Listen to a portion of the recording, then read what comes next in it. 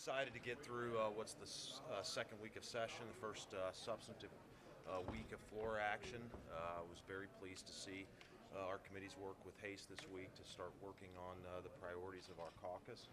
Obviously, in addition to getting the rules done this week, big news with the Committee on Economic Development moving right to work forward, and also Representative Alferman's continued efforts to work on ethics reform and specifically a lobbyist gift ban. So I'm going to let Holly address kind of some of the work of her committee this week, and then Representative Alferman.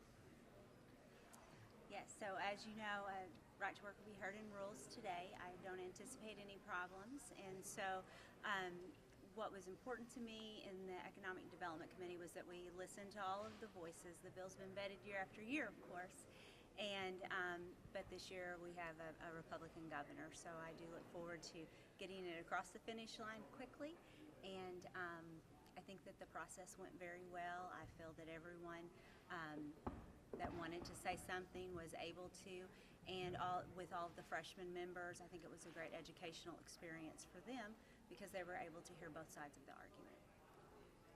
Representative Alferman. I'm extremely pleased with the outcome of the perfection vote. I'm happy to have carried the bill to continue on the promise that Speaker Richardson made last session to bring forward meaningful ethics reform, and really excited to get this out of the way very quickly, to give it ample time over the Missouri Senate, and having a chief executive, or excuse me, having the second floor pushing it with, I think, in the best position this bill has been in the past couple of years. So I look forward to third reading it on Monday, and hopefully giving it into the hands of Senator Rowden so that he can do his work over in the Missouri Senate. Throw it open. Any questions you guys got? Since you guys have banned, you voted twice now to ban lobbyist gifts, and the problem seems to be resistance in the Senate.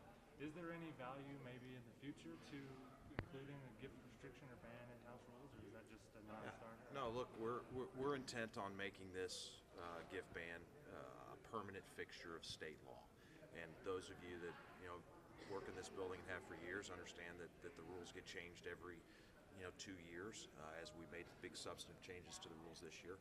And so we've said all along that we think this is good policy. It's a substantive, meaningful step forward, and so I want to see it done in state law, but I also want to see it done. And so if we're not able to get that bill across the finish line, then we'll revisit some other options at that time. But the best policy for this state is to have a permanent policy in place that has the full force and effect. We in 2012 had passed a bill to review all of the regulations in the state. So why do you think additional reviews are necessary this year? Well, I think first let me commend the governor for his quick work in having the executive departments look at their regulations. But I think as we have seen some of the regulatory action and the way it's stifling some of our business growth and job creation, it's important to review that regulatory framework every so often and find ways to reduce the unnecessary and burdensome regulations. And so I look forward to the joint effort between the governor's office and the legislature to try to create a better and a freer and a fairer regulatory framework than we have today. Speaking of that framework, I know that after labor reform and ethics reform, tort reform was the next highest priority for the House. Collateral Source had a hearing yesterday, I believe, in the Senate. I just want to know, is that what we can expect next after ethics and right? Yeah, well, you can expect it very, very quickly during session. I refer both the Collateral Source bill and the expert witness bill to a specific committee that we have created to deal with litigation reform, and I've talked to the chairman of that committee and have asked him to move with haste on both of those bills. So you'll see them very early in session. Okay. What's your position on some of the proposals to increase penalties against those convicted of assaulting or killing officers? Well, I think there are important proposals to consider. We ought to have the strongest policy we can in this state to support law enforcement and the very critical public safety work they do. Towards that end, I think I've now sent all of those bills, and there are some different approaches, slight differences between them, to our Public Safety and Crime Prevention Committee, and I anticipate they'll be looking at those very quickly. We already have higher penalties against people who assault police officers.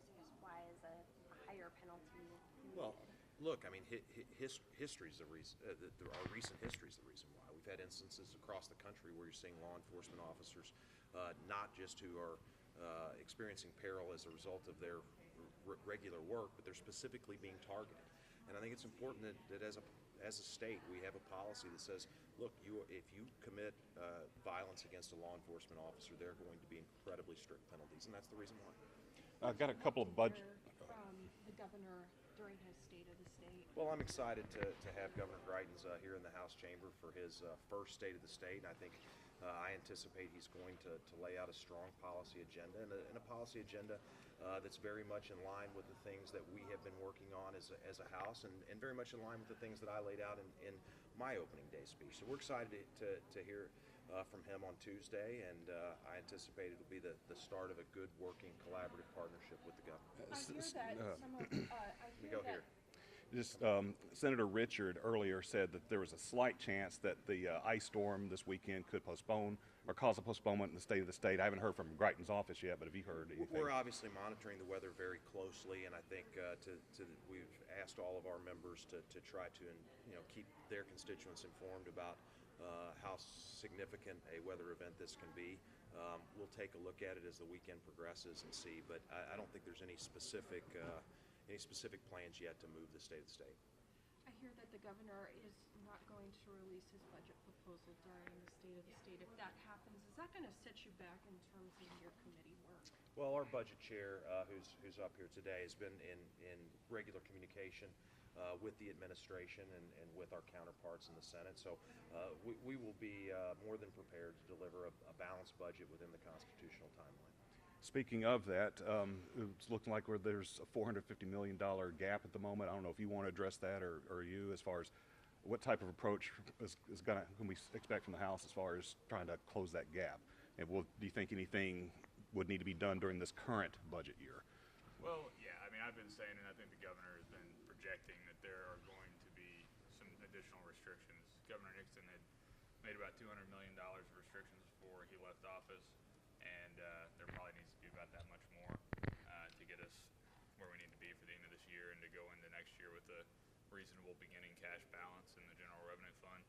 And that'll help us a lot. I mean, one of the assumptions we're making when looking at it is likely if it gets restricted this year, we are not highly likely to appropriate it again next year. So an additional $200 million in restrictions can have a $400 million positive impact on the budget if we apply that rule across the board, and then we'll just have to go and find a little bit more money on top of that to get things squared away. But we will pass a balanced budget. We'll get it done just like we always do, and it's just going to be a little bit tougher this year. For FY18, is there any specific areas you're looking to reduce that from what the current budget has? Well, I'm going to wait until we see the governor's budget recommendations before we start speculating on what that will be.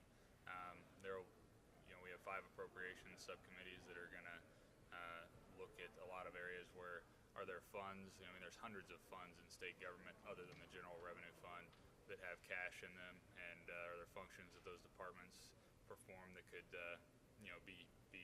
those funds could be used to serve those purposes, to save general revenue. There are going to be different tactics that we take to try to find savings in GR, and then when it comes down to it, yeah, there will be things that are going to have to be cut, but we're going to wait a little bit before we start talking about what those are. Speaker, do you have any thoughts on Representative Marshall's plan to lend constituents one of his guns since they can't bring their own due to security? Yeah, I haven't actually seen the full text of what Representative Marshall apparently posted on Facebook, and I have not had a chance to talk with him about that. And so I'll reserve comment until I have the chance to do that. But look, I mean, the policy of this building is set by the Office of Administration and the governor, and the policy governing our members is obviously set by state law and House policy. So I'll reserve comment beyond that until I have a chance to look at it a little further. Thanks, guys.